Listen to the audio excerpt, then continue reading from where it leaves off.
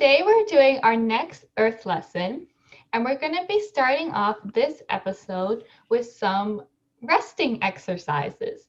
So Daisy is going to lead us through a relaxation exercise to help us rest and help us quiet our minds.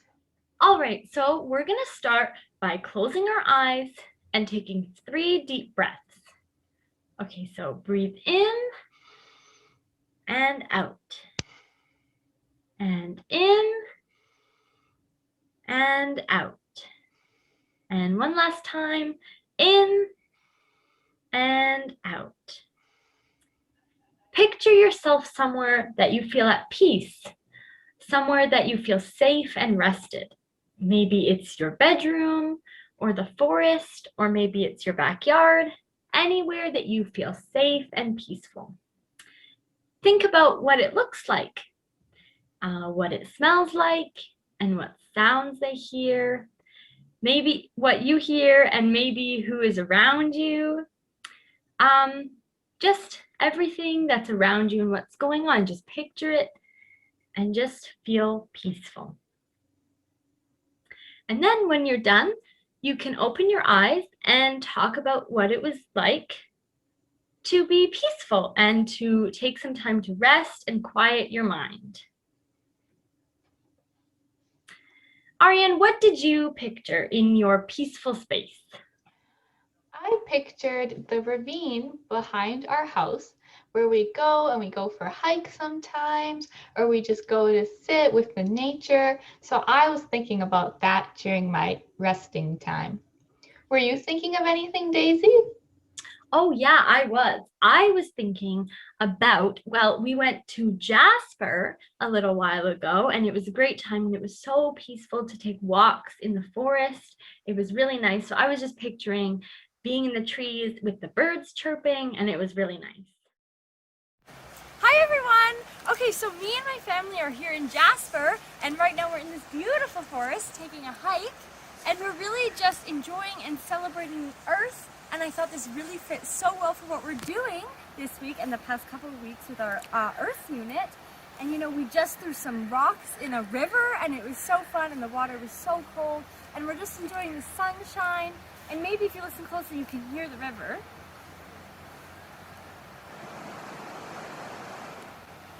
And we've just been having a great time enjoying all of Earth's beautiful gifts to us. So maybe if you have time, you can enjoy a couple minutes. It doesn't have to be much, just enjoy nature.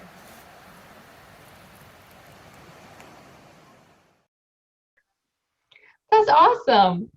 Rest and beauty are so important. The earth likes to rest.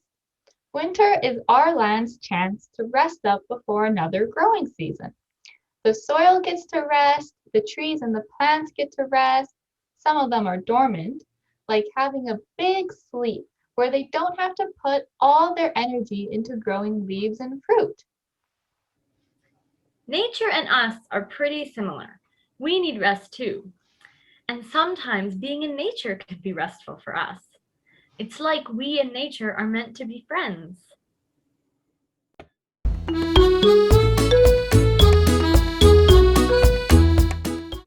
Now Daisy and I are going to read a story called The Curious Garden. The Curious Garden by Peter Brown. This is the city that Robert lives in. It has lots of steam because of all the factories, so it has a lot of pollution. Robert likes to walk down the street when it rains because he feels like the rain is cleaning up his city. He likes to run under bridges and sometimes on top of them. He likes to weave in between stone pillars and to imagine and do all the fun things that there is to do in the rain. One day, as he was walking on a bridge, he came across train tracks that were broken and ruined, and he found some plants growing up from the cement and through the train tracks. Robert was shocked. What were these plants doing in the middle of the train tracks? But since Robert had seen so little plants in his town, he was excited to see these plants because there wasn't very much nature in his town and there were no parks either. So he decided he was going to nurture these plants and help it grow and create his own garden. So every day he started returning to the train tracks and started pruning away the dead leaves from the tree and bringing his watering can when he watered the little patch on the train tracks every day. He kept doing this every day. He came back every day to see the plants grow. And as he saw them grow, they became so beautiful and they burst with color through the train tracks. And he was so happy to finally see color and nature come back to his city after all his hard work. One day when Robert returned, he was so shocked to see a whole meadow of flowers growing on his train tracks. There was so much grass and wildlife that they even covered the train tracks. That day, Robert forgot about all the pollution present in his city, and he felt so special that he felt as if he could reach the clouds. One day, Robert looked out from the train tracks that he had started to grow all his plants from, and he looked at all the pollution from his city. And he was just so happy that his part of town was so much more beautiful now because of all the plants that he helped to grow. Then winter came, and the snow started to fall, and suddenly his train tracks were covered with snow.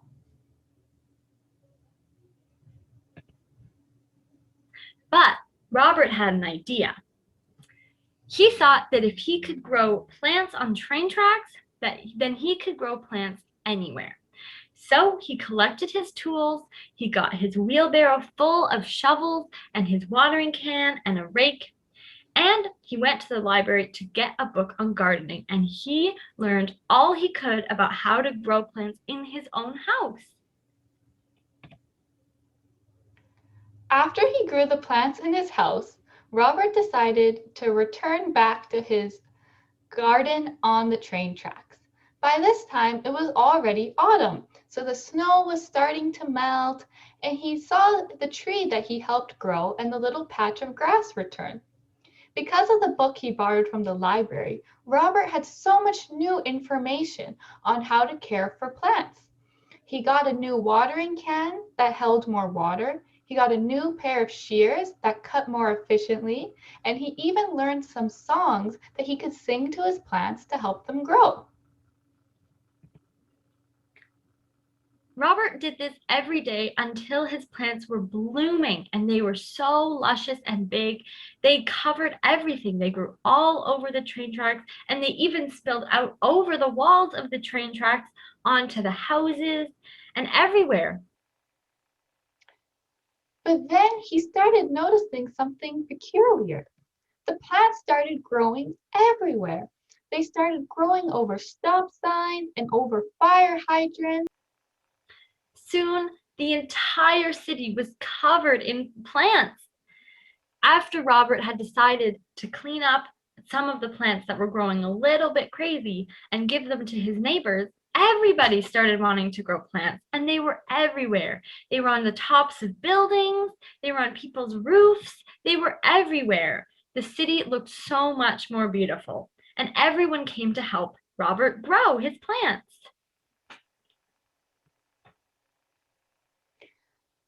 There were new picnics in the parks, even though there was no parks before. There was even lily pads in the water where before it was just dirty, polluted water. Some artists came and shaped some of the shrubs like cool animals like moose and elephants and giraffes. And the city suddenly transformed into a beautiful metropolis of different vegetations and greenery, and it was no longer that old polluted city, but it was now a beautiful forest. Robert was so happy that he had started this beautiful transformation to his city, and now all of his friends and his neighbors and everyone in the city was helping to grow all of the plants, and the city was so much more beautiful for it.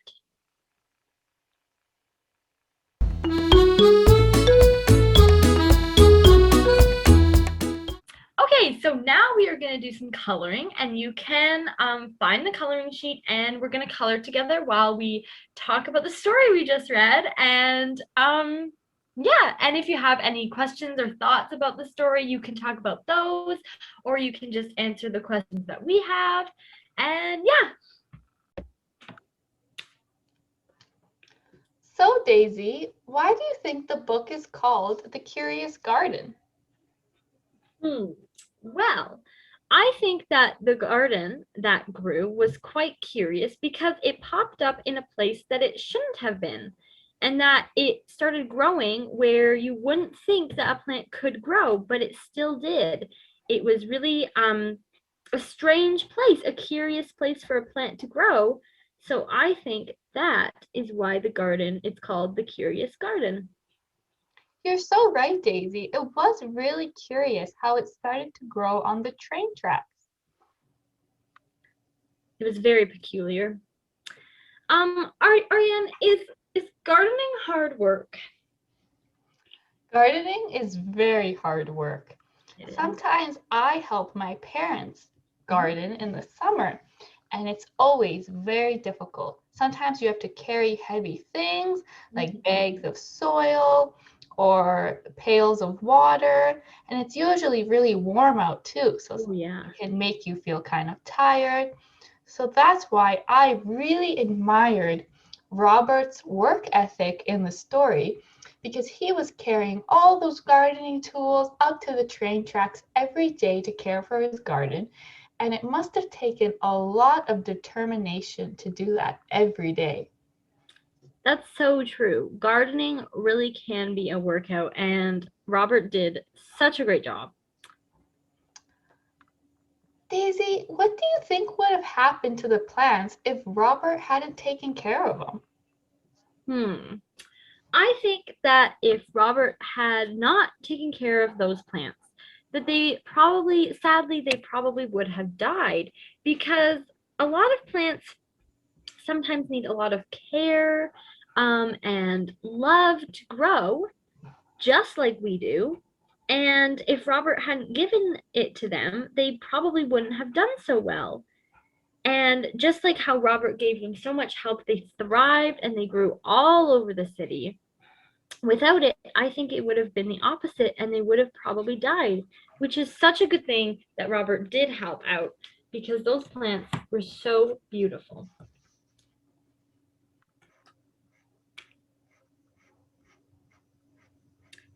Ariane, why do you think Robert didn't give up on his plants? I think Robert didn't give up because he was able to see the payoff of all of his hard work. He saw when he started to water the plants he found on the train track, they immediately started to thrive and spread, and the grass became greener and the plants became stronger. So I think that inspired Robert to keep on caring for the plants, even though it was probably very difficult work and it required a lot of patience, because he knew he was doing a good thing. That's so true. What do you think caused the garden to spread throughout the city? I think that Robert's love and hard work is really what caused them to grow so far and so wide, because without him, I don't think they would have gotten very far, especially when the other townspeople, the other people that lived in the city, started helping to for them to help them grow. It really changed the outcome of the life of the plants, because they just started to thrive and grow. And I think it was really the love and care that Robert showed for the plants that made the big difference. That is so true, Daisy. The story really showed how teamwork and the whole town coming together had such a positive effect on the nature in the city. What are some ways in which you and all of us can care for the environment? There are so many ways that we can care for the environment. Like Robert, we could do some gardening. So we could try maybe this summer growing your own fruits or vegetables. That would help the soil because it would give the soil nutrients, and it would also help you become more sustainable if you were able to produce some of the food you were eating yourself. So that's one way you could help the environment. Or you could go on a nature walk one day with your family and you could carefully pick up some trash you see maybe on your walk. Or you could also make sure at home that you recycle, that you don't waste water when you turn on the taps. There are so many little things that we can implement every day that would make huge differences in our environment. That's so true. There are so many good things to do for the environment, and those are some great ideas, Ariane. Daisy, how do you think the people of the city changed throughout the story? Well, I think that the people of the city, at first they didn't really care for plants, or they didn't know much about plants, and they just kind of lived their life, day to day the same way, in the smoke and the clouds and the pollution. And maybe they were sad, but they didn't really do much about it. But then once Robert showed them how they could make a difference by growing the plants, they really became more inspired and empowered to make a difference. And they really changed the whole life of that city by making it filled with beautiful wildlife and all these gorgeous plants. And I think that they really became more caring and loving and hardworking by learning to care for these plants. Because plants can teach us a lot about so many things, like about nature and about ourselves. And I think they learned a lot by caring for these plants. And it was a really good thing for them to grow these plants. I think so too, Daisy. I think Robert is such a great example of how when you do something in your life, it can spark such a big change in the lives of everyone around you. That's so true. Ariane, do you think that only grown-ups take care of things? What things do you help to take care of or protect? I don't think only grown-ups can take care of things. I think there are lots of ways that kids can help take care of things too. So one way that I help take care of the environment is I always recycle. So when I'm using paper, like even for this coloring, when I'm done with the paper and I'm done maybe having it in my room, instead of throwing it away in the trash, I'll throw it away in the recycling bin. So that's one way that I can help take care of the pollution in our city. And there's so many other ways that kids can help take care of things too. Like you could carpool with your friends when you're going somewhere. You could try walking different places instead of driving or riding your bike. Everyone can help take care of things and everyone can make a difference, even if you're not a grown-up. That's so true. There are so many great things that everyone can do. There are big and little things that kids and grown-ups can do, and it doesn't matter how old you are, how big you can always make a difference. And I think that we should all try our best to help protect the environment. I think so too. I think that was a great story to teach us all about what we can do to help the environment, and how to just use our hard work and do good things, even if they're small, to make big difference. I thought that was such a great story. and really relevant and inspirational in our own lives to inspire us to make a change and to help out.